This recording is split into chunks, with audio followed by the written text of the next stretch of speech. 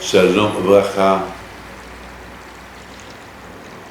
Que le bon Dieu vous protège, vous donne la santé, la joie, la prospérité, si Dieu veut.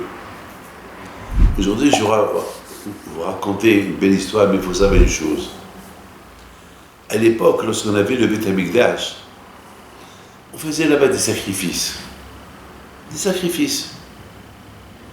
Celui qui a fauté, pour que sa faute soit pardonnée, il apporte un sacrifice.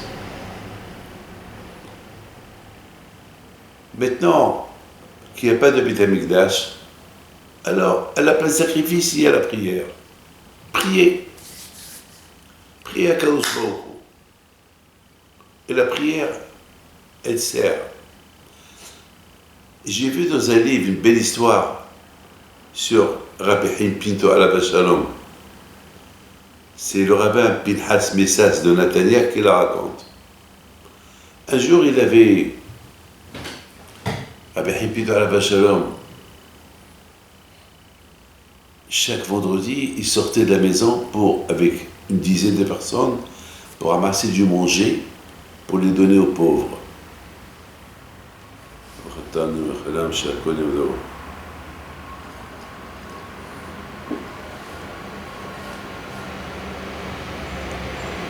Et comme ça, il n'y a pas comme cette tzadikim.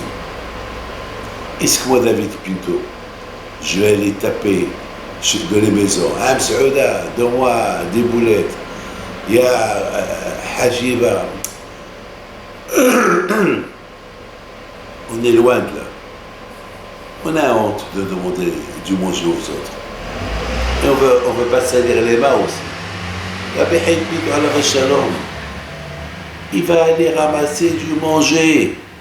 Vous vous rendez compte? Il va aller ramasser du manger pour les pauvres.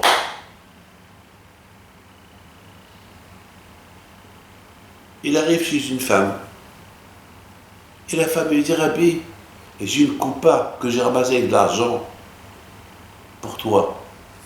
Chaque fois que j'ai un problème, j'appelle Rabbi Haim Pinto, je mets l'argent dans la coupa. Comme ça, les gens ils faisaient avant.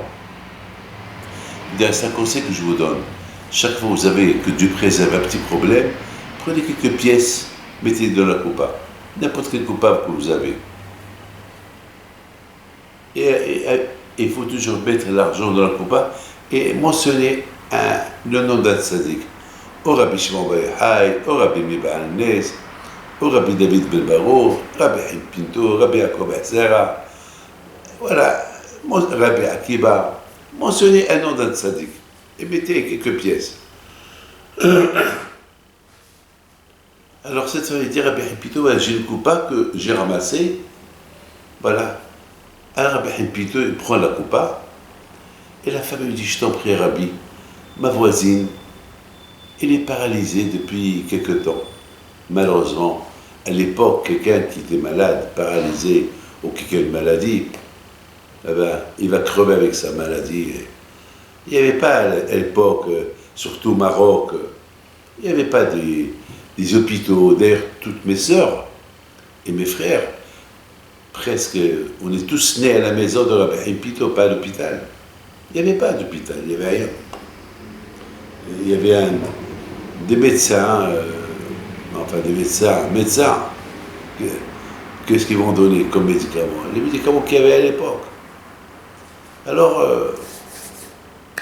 il dit, je t'en prie, voilà, si tu peux, lui fais le bracha, la pauvre, elle a des enfants, elle est paralysée, ça fait un mois qu'elle est jetée au lit. Et puis il a eu de la peine. Il rentre dans la chambre et il la voit allongée. Il prend la coupa, il la donne à la femme qui lui a donné la coupa. Il prend ta coupa. Il regarde la femme paralysée. Il lui dit, Nod, il a crié très fort, lève-toi. 3 fois, lève-toi. Lève-toi. Et la femme, elle a commencé à bouger. Elle s'est levée.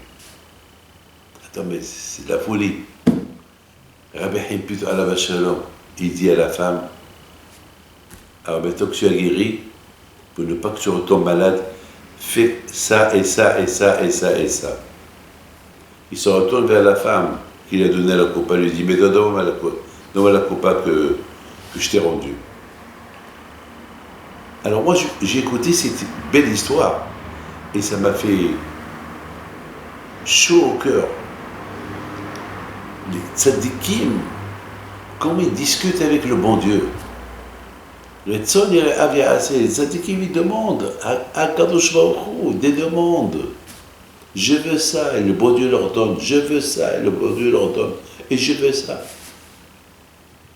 Comme sur la Pépin Hassabiso, il raconte qu'il y avait une fois lui-même, il est parti à la maison de Rabbi Haim Pinto, chez Imam Saouda, la femme de Rabbi Haim Pinto, parce que sa femme était malade.